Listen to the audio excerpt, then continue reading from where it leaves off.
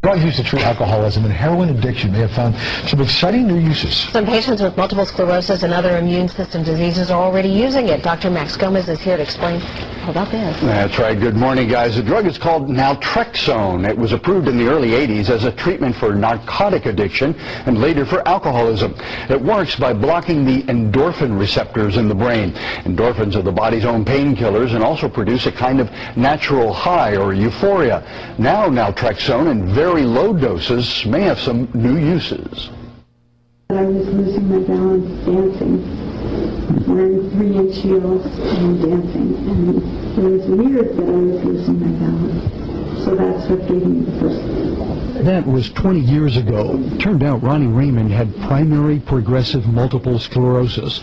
Ronnie had been an avid traveler, collecting masks from all over the world. The loss of balance and strength means Ronnie now needs a motorized wheelchair to get around. But it's another characteristic of MS that was almost worse. It led to having a lot of physical fatigue.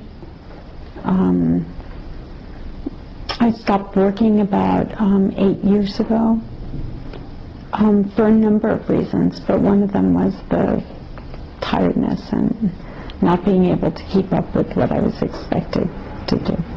Then about a year ago, Ronnie heard about an underground movement among patients who were using a medication for drug addiction to treat their MS. It blocks the receptors in the brain so that the heroin abusers cannot get a high if they use the heroin. Subsequent years, actually approved for alcoholism. It's called low-dose naltrexone, LDN for short. At less than 1/10 the dose used for drug and alcohol abuse, LDN has some very different effects.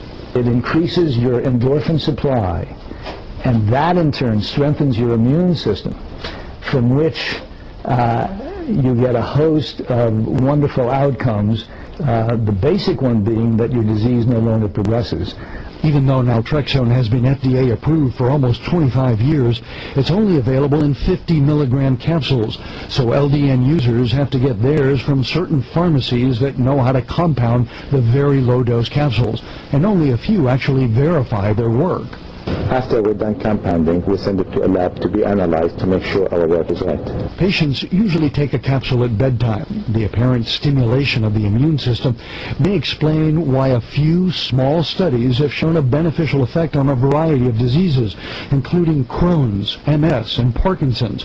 Other pilot studies are looking at whether LDN may work against cancer and HIV/AIDS. Ronnie's MS stabilized a few years before she started on LDN, but she says it's still done something very important for her.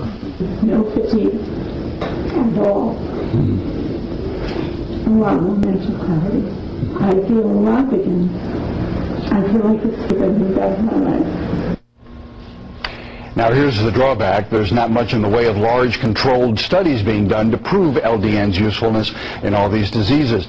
And there may not be anytime soon because naltrexone is off patent and generic, meaning no drug company is likely to foot the bill for the tens of millions of dollars it would take to get it approved for these other indications.